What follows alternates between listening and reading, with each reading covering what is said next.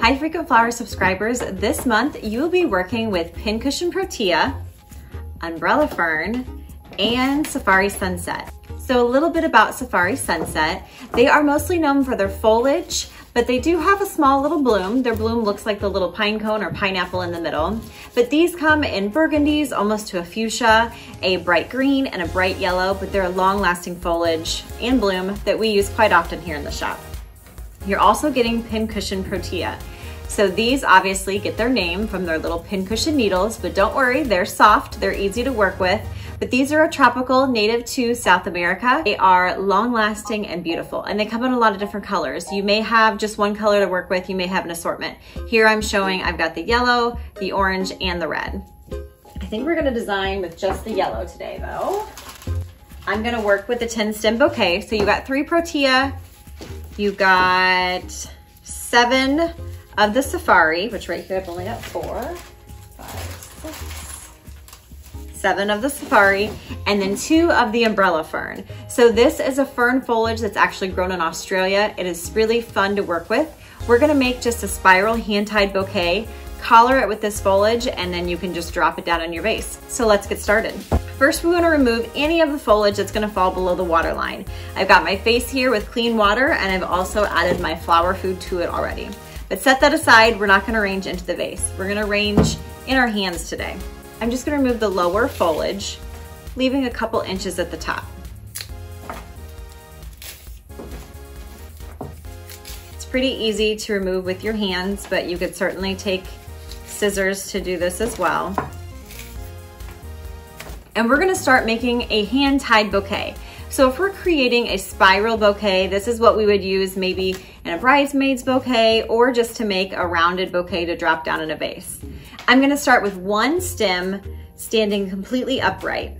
Then I'm gonna take my other stem, and this is a trick. It looks a little silly, but I learned it from another florist, but it definitely kind of works. It messes with your brain to make it work. But I'm gonna take my flower bloom, I'm gonna angle it, but I'm thinking I'm gonna tap it on my shoulder so that I get that angle, and then place my stem. Then my next stem, same thing, I wanna go at that angle. I'm tapping it on my shoulders to know that I have that angle. This part is not necessary, it's just fun if you wanna do it. But you get what I'm saying. We don't wanna go at this angle because I wouldn't tap it on my shoulder. We wanna go at the same angle. But I'm gonna bring it around and do a 3/4 turn. Take my flower, put it at the angle, 3/4 turn.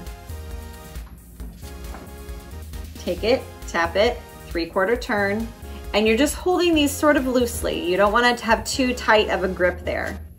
Take it, tap it, 3/4 turn. Take it, tap it, 3/4 turn. And I've started to fill all the way around that first initial bloom that I have. Do you see that? Now, you've got all of your stems are going at the same angle. You're kind of holding it loosely. Now you can hold it down and kind of adjust them if you want them in different positions. By pure luck, my most open one ended up in the center. You may want to look at your stems before you begin to see how it will pan out. Then I'm going to go in with my Protea. Since I have 3 of these, I'm going to kind of put them in a triangular spacing around this center bloom here that's nice and open. So I'm holding it upright, I'm tapping. This is the angle I wanna go in, but I am gonna go between some of my stems, but I'm still placing them at that same angle. And I'm gonna give a 3/4 stem, or 3/4 turn. Take it, tap it, placing at the angle, keeping my first main bloom right in the center. I may have to adjust some of these outside stems. Take it, tap it. It's gonna be my new tagline. Take it and tap it. Again, I'm going at my angle.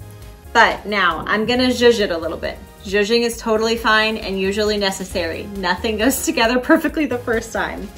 So I'm going to just adjust. I'm not moving them, the stems, the bottom of the stems really, just kind of the heads. I'm just gently placing them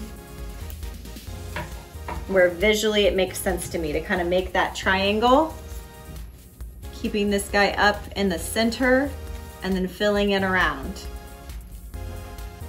Now the fun part, our umbrella fern.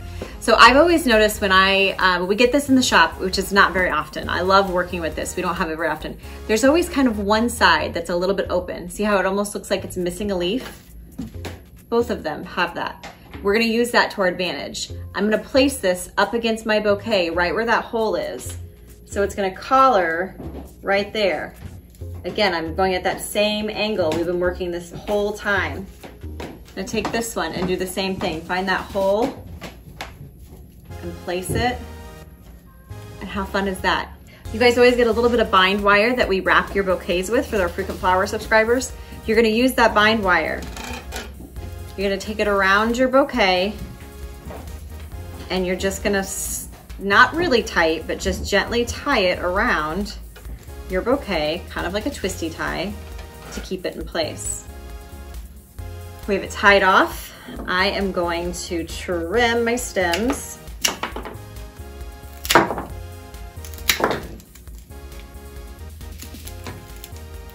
You're gonna need a little muscle this time. These are thick stems.